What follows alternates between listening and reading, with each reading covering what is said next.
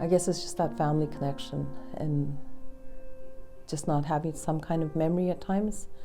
And it always goes back to being robotic. No feeling, no emotions, no nothing. If you got hurt, no one was there to comfort you. You know, things like just things that as a child I should have gotten from a loving parent, you know, or an adult who looked after me.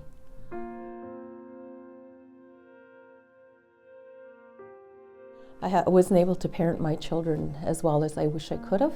No one ever read to me, you know, no one ever came and cuddled me or, you know, gave me a hug if I was feeling sad or upset or I'd fallen down and no one was there for me. I had to just basically pick myself up and keep going. I'd like to think I'm getting better at it with my grandchildren.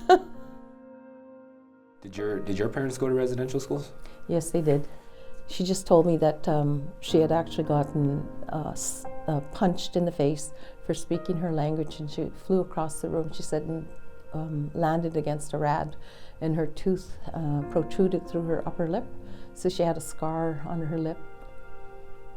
She also told us that she did not teach us her language, which was Ojibwe, because she didn't want us to experience what she went through. It was her way of protecting us. My dad, he just kind of said, you know what, he says, with you, he says, we were like little robots. We were like little soldiers, he says. We used to parade around like soldiers, he said.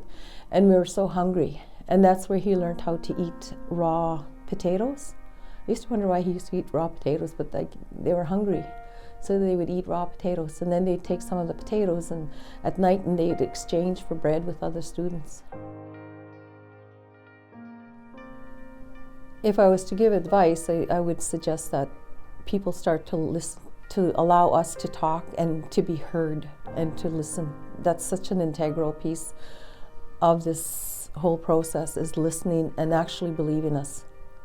You know, because at the beginning, people said that we all colluded across Canada to make this story up. And I was like, how could we possibly have ever done that? We couldn't. So it's that belief that things really did happen to us. And it's affected us in many ways personally, you know, in our everyday life, our relationships with people and our family. And it's because of that relationship being affected, we can't be who we should be as healthy individuals, as parents, you know, community members, cousins, relatives, any kind of relations that we have. I think that's very important, and that we all sit together. It's nice when we can sit together too and talk, you know, like how can we move forward? Let's move together. Let's move forward together.